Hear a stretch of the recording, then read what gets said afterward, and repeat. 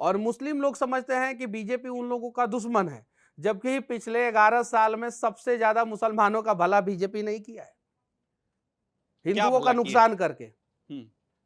अगर 100 gas cylinder है, मुस्लिम की आबादी जो है 16% है, तो मुस्लिम को 16 गैस सिलेंडर मिलना चाहिए। मुस्लिम को जो है 42 गैस सिलेंडर दे दिए, तो कम किसका हुआ? हिंदुओं का हुआ। 100 अगर प्रधानमंत्री आवास योजना के तहत घर मिल रहा है, ये मैथमेटिक्स का कौन सा फॉर्मूला लगाएं, जरा ये तो विस्तार से बताइए ये तो सब। बहुत सारे लोगों ने कहा है। अगर मान लीजिए कि बीजेपी ने जो है 4 करोड़ गरीबों का घर बनाया है, तो 18% 16% जो है मुसलमानों को मिलना चाहिए। उसके जगह पे जो है बीजेपी ने जो है 40% मुसलमानों का पक्के का घर बना दिया। तो जो 16% से 40% के बीच का जो फासला है, लगभग 24% का, तो यानी 24% जो हिंदुओं को घर मिलना चाहिए था, वो हिंदुओं को ना दे के बीजेपी ने जो है मुसलमानों को दे दिया। मनीष जी, जब सरकार की इस तरह की योजना होती है तो जन कल्याणकारी योजना जो होती है, पब्लिक वेलफेयर स्टेट जिसको बोलते हैं, हाँ, उस आधार पर काम करती है। तो हाँ। धर्म के आधार पर तो पार्टियां ऐसे काम करती नहीं, तो फिर इस डेटा का क्या नहीं, मतलब उसके है यहाँ? पीछे रीजन है, आप हम्म। समझिए। हम्म। मुस्लिम लोग जो है इन सब चीजों में एक्टिव रहते हैं, और वो जो है सरकारी योजनाओं का जबरदस्त लाभ उठाने के लिए हमेशा जो है आगे आते हैं। और हिंदू लोग जो है एक्टिव नहीं रहते हैं। और हिंदू लोग अगर एक्टिव भी रहे ना, तो वो ब्लॉक व्लॉक में जाते हैं तो उनको गुमराह कर दिया जाता है। अच्छा, लेकिन मुस्लिमों को गुमराह नहीं किया जाता? मुस्लिम लोग अगर ब्लॉक में जाएंगे ना, तो अधिकारी डरते हैं कि कल को जो है ये लोग हंगामा कर देंगे, इसलिए जो है उनका काम जो है इजीली हो जाता है।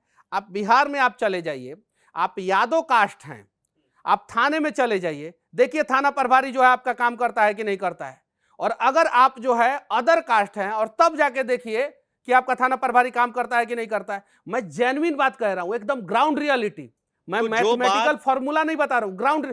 थाने के आसपास में जो है, आप किसी भी कास्ट के लोगों का घर क्यों ना हो, लेकिन अगर यादव कम्युनिटी के लोग थाने में जाते हैं तो उनकी बातें सुनी जाती है, और आसानी से सुनी जाती है। नहीं तो फिर थाने वाले को जो अच्छे ढंग से वो लोग समझा देते हैं। ये चीज है। मुस्लिम लोग जाते हैं थाने में तो उनकी बातें सुनी जाती है।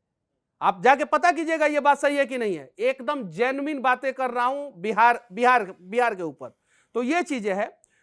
तो इसीलिए जो है मुस्लिम लोग जो है ज्यादा बेनिफिट लिए बीजेपी के राज में, और सबसे ज्यादा परेशानी जो है हिंदुओं को हुई। हाँ, हिंदू लोग इस बात को मानते हैं कि कश्मीर में जो है वो धारा 370 हट गया, उससे जो है बिहार के हिंदुओं को क्या फायदा हुआ, आप बताइए।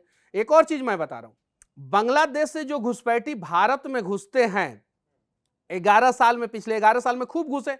आप बताइए कि कितने मुसलमान घुसे, कितने हिंदू घुसे। सेम रास्ता है, उस रास्ते से जो है बांग्लादेश से मुस्लिम भारत में घुस जा रहा है, उसी रास्ता से हिंदू नहीं घुस पा रहा है। क्यों भाई? जबकि बीएसएफ आपका जो है खड़ा हुआ है बॉर्डर पे, क्यों नहीं घुस पा रहा है हिंदू?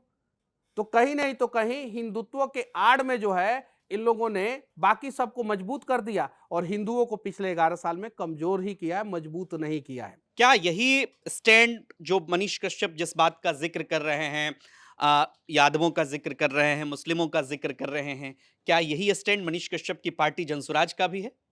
नहीं, ये तो मेरा पर्सनल ओपिनियन है ना, मैं अपना ओपिनियन पार्टी पे कैसे थोप दूं? मैं जो फैक्ट है वो मैंने बताया आपको, मैंने जो फैक्ट है वो बताया आपको। आप पूरे भारत का सर्वे कर लीजिए, आप देखिए बस स्टैंड के आसपास किन लोगों का घर रहता है, तो पता चलेगा मुसलमानों का। ब्लॉक थाना के आसपास सबसे ज्यादा किन लोगों का घर रहता है, मुसलमानों का। पुराना पुराना सिनेमा हॉल के पास जो है किन लोगों का घर रहता है, मुसलमानों का। शहर से एंट्री और एग्जिट पॉइंट पे किन लोगों का सबसे ज्यादा घर रहता है, मुसलमानों का।